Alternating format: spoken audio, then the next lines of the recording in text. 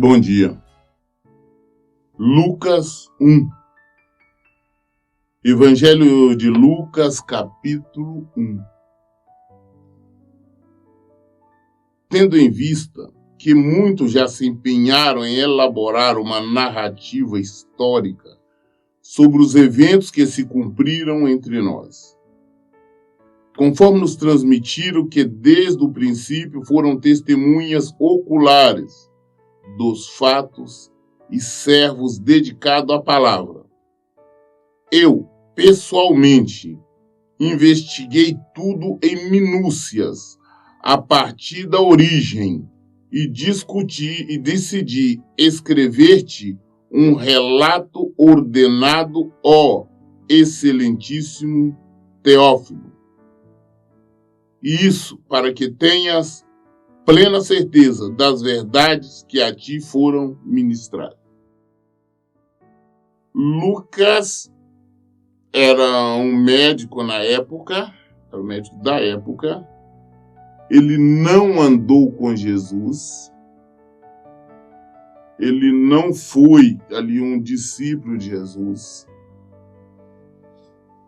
E ele, como médico, cientista da época, depois que tudo aconteceu, ele resolveu investigar com profundidade sobre tudo, sobre Jesus, os milagres que aconteceram e tudo mais, e escrever para esse Teófilo, que nós não sabemos exatamente quem é.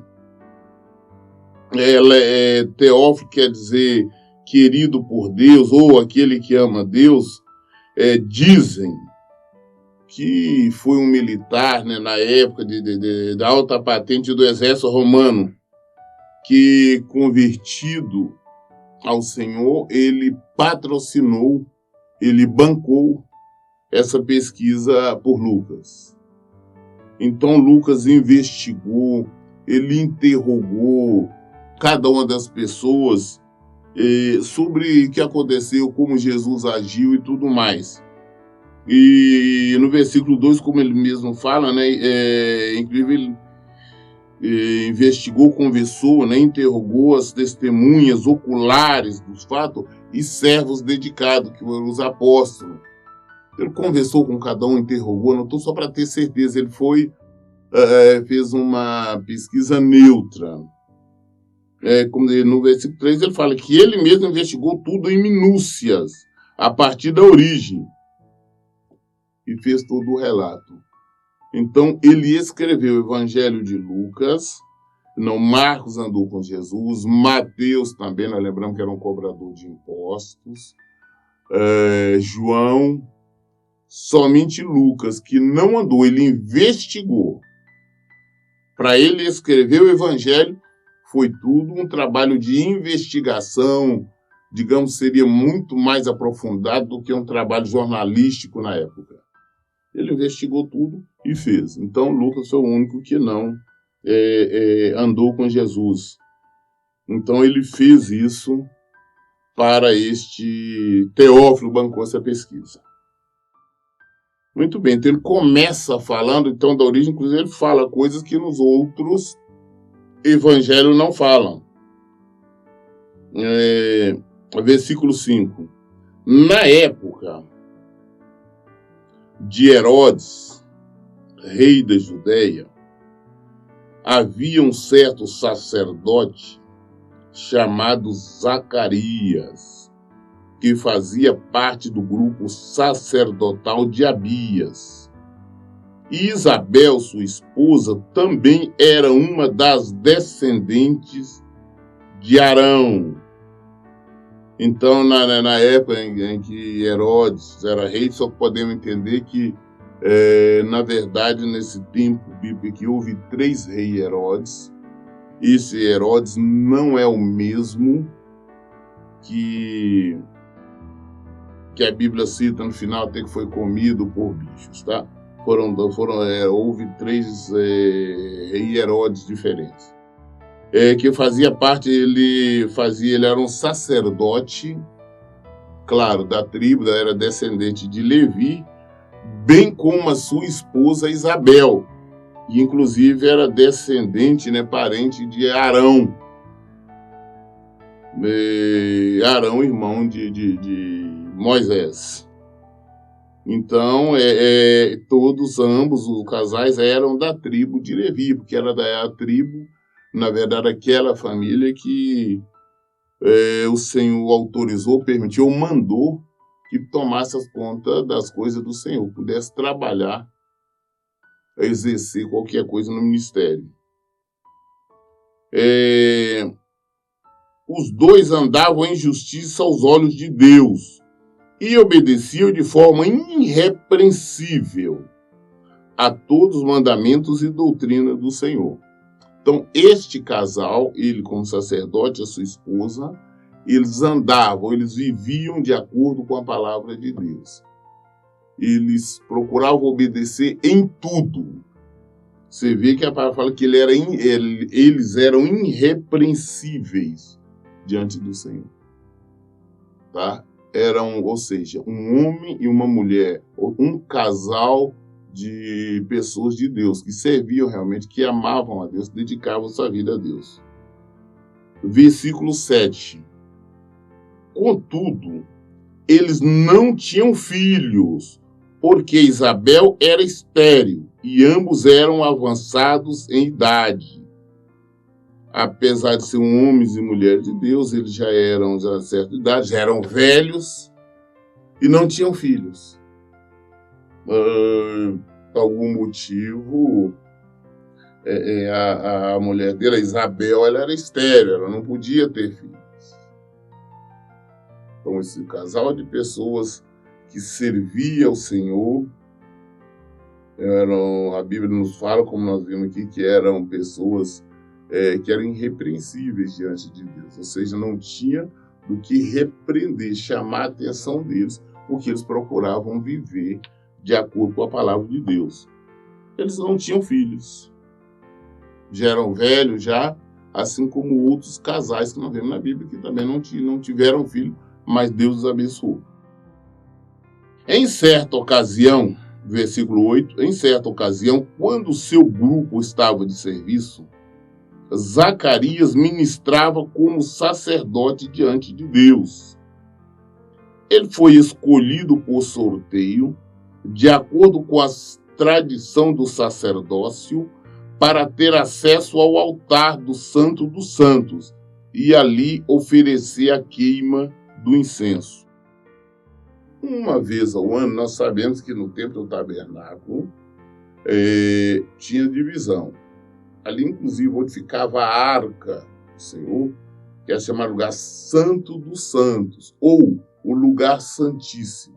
Ali só podia entrar o sacerdote uma vez ao ano, oferecer sacrifício e queimar incenso por si e pelos pecados do povo.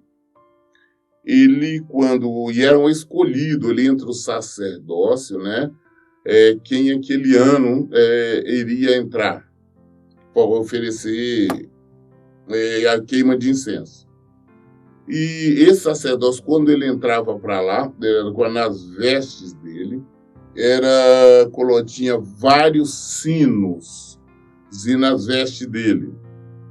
E além desse sino, também tinha uma corda amarrada ali na cintura dele, que ele entrava, mas a ponta da corda ficava do lado de fora, com as outras pessoas. Porque se ele estivesse em pecado, Deus o matava lá dentro mesmo. Ele morria lá dentro do Santo dos Santos, que é lugar santíssimo. Não podia entrar com pecado. Então, quando ele entrava, se tivesse pecado, ele morria.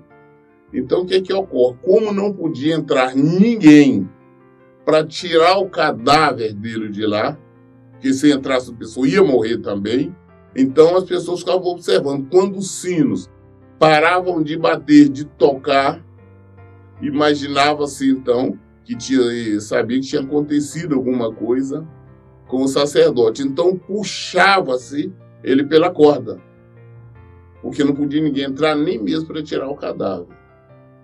Então, numa dessas, nesse ano, por sorteio lá, segundo a tradição deles, né?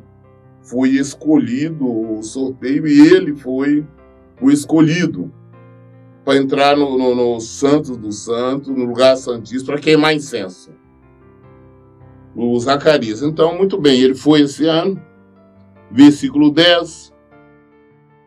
E chegando o momento da oferta do incenso, uma multidão de pessoas estava orando do lado de fora. Foi então que um anjo do Senhor apareceu a Zacarias, à direita do altar do incenso. Então Zacarias entrou, estava lá queimando incenso, fazendo orações por ele, pelo povo. E o povo todo por lá de fora, todos ali orando, clamando ao Senhor. E quando ele está ali, de repente ele olha do lado direito ali do altar do incenso, ele vê um anjo. Quando ele vê o anjo do Senhor, é claro que ele ficou com medo. Assustou na hora, ele teve temor, medo. Por quê? Porque ele imaginou que ele poderia estar em pecado e aquele anjo veio trazer a sentença de morte para ele, por exemplo. Nenhum sacerdote tinha contado a história e tinha dito que quando estava lá no santo, lugar santíssimo, tinha tido contato com o anjo. Então ele imaginou, foi, então, eu vou morrer agora. Foi o medo dele quando ele se deparou, então, com um anjo lá dentro, ali na direita, ali no lugar santíssimo.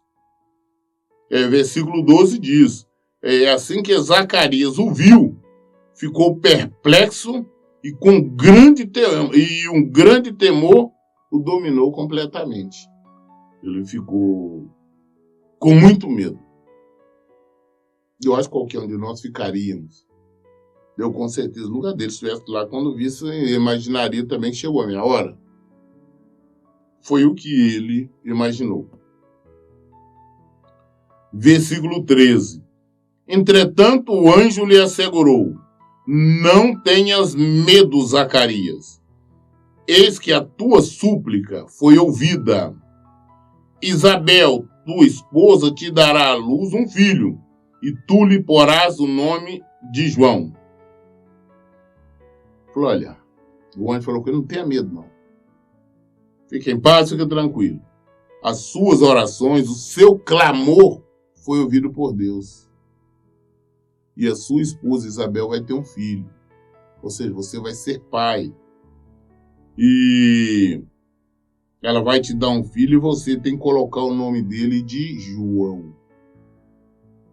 O anjo trouxe a notícia para um senhor de idade, casado com uma mulher também de idade, e diz, olha, você vai ser pai. Sua esposa vai te dar um filho. E já está dizendo, um menino, né, do sexo masculino, e é para você colocar o nome de João. Trouxe a notícia completa. Falou, olha, ela vai ficar grávida, a criança é do sexo masculino, e eu quero que vocês coloquem o nome dele de João. E diz mais, versículo 14. Ele te será motivo de grande felicidade e regozijo, e muitos se alegrarão com seu nascimento. Esse menino, o João, vai nascer. Ele é um motivo de grande felicidade, de grande alegria para você, e muitas pessoas vão se alegrar com o nascimento dele. Quando ele nascer, muitas pessoas ficaram alegres e felizes, mesmo porque vão ver o poder de Deus, vão ver uma ação de Deus, ou seja, uma pessoa de idade, Isabel, ainda dar luz, né, gerar um filho. Vão ver ainda a pessoa de idade, o casal de idade dele também, né, ainda ter filhos. Então é motivo de alegria, porque vendo que é o poder de Deus, que é uma ação de Deus. Então é motivo de alegria para eles, para o casal, que tanto queria ter um filho e não tinha. E para todos ali que vão assistir. Versículo 15. Pois ele será grande aos olhos do Senhor. Jamais beberá vinho nem qualquer outra bebida fermentada. E será pleno do Espírito Santo desde antes do seu nascimento. Falou, olha, esse João, seu filho, vai ser grande diante do Senhor. tá? Vai ser um homem de Deus, de verdade. E ele nunca vai beber nenhuma bebida alcoólica. Ele nunca vai usar qualquer tipo de bebida alcoólica. E ele vai ser cheio do Espírito Santo de Deus, antes mesmo de nascer. Ou seja, já no ventre da Isabel, ele já vai estar cheio do Espírito Santo. Ele vai estar cheio do Espírito Santo já antes de nascer, já no ventre da mãe. Mas assim, um grande homem de Deus vai trazer muita alegria. E assim foi. Versículo 16. E conduzirá muito dos filhos de Israel à conversão ao Senhor seu Deus. Ele vai fazer com que muitas pessoas se convertam a Deus. Vai fazer com que muitas pessoas venham se render a Deus. Venham se entregar sua vida para Deus. Ou seja, um verdadeiro homem de Deus, um pregador da palavra de Deus, do Evangelho de Jesus. E mais, ele conduzirá muito o filho de Israel à conversão ao seu Deus. Versículo 17. Ele avançará na presença do Senhor, no mesmo espírito e poder de Elias, com o propósito de fazer voltar o coração dos pais a seus filhos e os desobedientes à sabedoria do justo, deixando um povo preparado para o Senhor.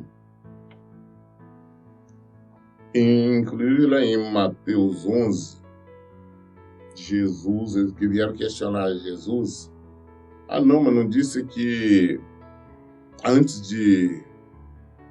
do Filho do Homem, antes de Jesus vir, não viria primeiro Elias? Jesus falou, viria. E ele já veio. Foi João Batista, veio e fizeram tudo o que não deveria com ele.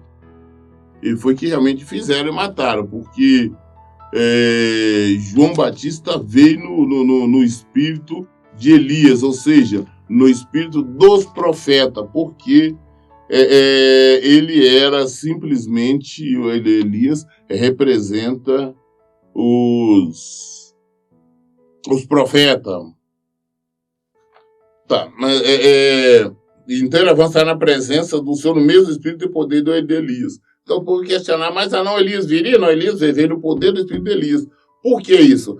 Não quer dizer que era o espírito de Elias? Não. Elias ainda é na Bíblia, ele representa os profetas. O que é representar os profetas? Então, quem representa, biblicamente falando de uma forma geral, representa Isaías, Jeremias, Ezequiel, Amós, Ageu, sei lá, todos, Joel, todos os profetas. Elias. Quando fala nos profetas, fala-se Elias. Então, está dizendo da seguinte forma, e isso do Antigo Testamento. Então, João Batista veio nesse mesmo espírito. Ele veio, então a palavra se cumprindo. E ele veio com o propósito de fazer o coração dos pais, voltar o coração dos pais a seus filhos, desobedientes à sabedoria, deixando o povo preparado para o Senhor, porque ele veio preparar o caminho do Senhor. João Batista veio preparando, veio pregando, dizendo, olha, a chegada do reino de Deus, a chegada do reino dos céus, convertam-se, o machado já está posto à raiz, aqueles que não se converterem, que não mudar, não se arrependerem, tem um lugar de sofrimento, sofrimento eterno, e foi declarando, foi mais ou menos assim que ele começou pregando. Então ele veio para preparar o caminho do Senhor, e foi o que ele fez. Versículo 18. Então Zacarias indagou do anjo, como poderei me certificar-me disso? Pois já sou idoso e minha esposa igualmente, de idade avançada. Zacarias duvidou. Zacarias não teve fé. O sacerdote de Zacarias não creu. Falou com ele, mas vem cá, como é que eu vou acreditar nisso? Eu sou velho. Minha mulher é velha. Como é que você está falando que eu vou ser pai? que o outro tem um filho. Ou seja, ele teve mais dúvidas, ele teve falta de fé, o que não houve com Manoá. Manoá foi o pai de Sansão. Quando o anjo apareceu para a esposa de Manoá, falando que ela iria se engravidar e ter um filho, quais seriam os cuidados que deveriam ter com o menino, ela estava sozinha quando o anjo falou com ela. E ela contou para ele. Aí Manoá falou, olha, quando o anjo aparecer novamente, se for possível, você me chama, quero falar com ele para eu saber exatamente quais os cuidados que eu tenho que ter com o menino. Não foi para questionar, ele não teve dúvida. E realmente foi assim, quando o anjo novamente apareceu, a esposa foi e chamou o Manoá, ele foi e conversou com o anjo.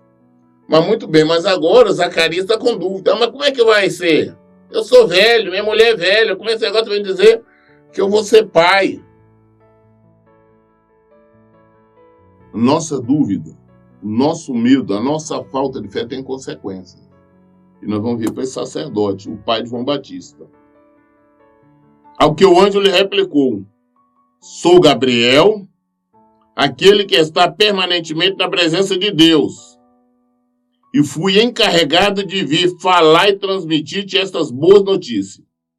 O anjo falou, olha, eu vou dizer para você uma coisa. Eu sou o anjo Gabriel. Eu fico permanentemente na presença do Senhor. Eu só vim porque Deus me encarregou, mandou te trazer essa notícia, te dar essas boas notícias.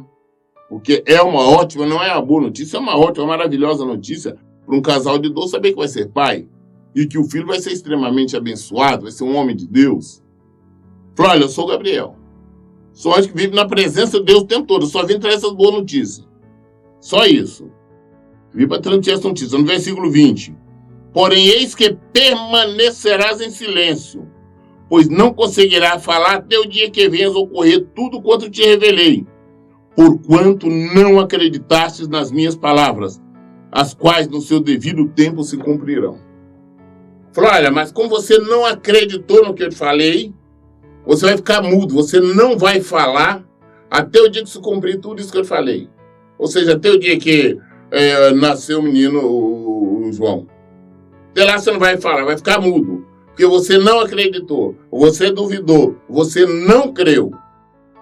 Quando nós falamos que a falta de fé tem consequências, quando nós falamos que a dúvida tem consequências, que o medo tem consequências, o sacerdote. O anjo falou, o negócio vai ficar sem falar só por isso. Agora, a palavra de Deus não volta vazia. Deus tinha falado que ia acontecer, então vai acontecer. Duvidou, mas vai acontecer. Mas o negócio vai ter consequência. Versículo 21. Enquanto isso, o povo estava aguardando Zacarias e preocupava-se com o fato de que demorasse tanto no santuário do Senhor. O povo todo lá fora esperando ele sair, né? Depois que queimava incenso, vinha trazer uma palavra, e ele demorando muito lá dentro. Mas o povo estava preocupado, mas sabia que ele estava vivo ainda, porque os sinos ainda não paravam de tocar. Então sabia que estava vivo ainda. Mas o povo está preocupado. O que está acontecendo lá dentro que esse homem está demorando mais do que o normal? Alguma coisa está acontecendo. Versículo 22. Mas ao sair, nenhuma palavra conseguia pronunciar. As pessoas perceberam que ele tivera uma visão no santuário.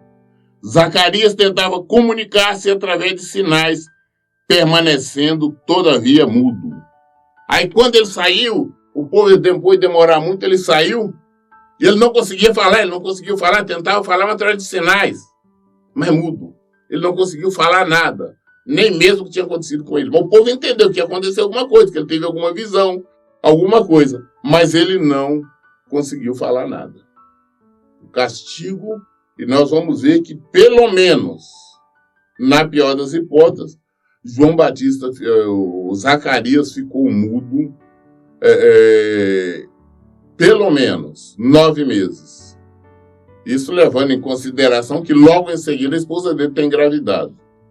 Mas eu acredito que talvez 10, 11 ou 1 ano, o tempo que ele ficou mudo, sem conseguir falar absolutamente nada, porque duvidou, não creu, ou seja, ele duvidou da palavra do Senhor. Porque o Gabriel, ele não está falando nada por ele está falando por o nome de Deus.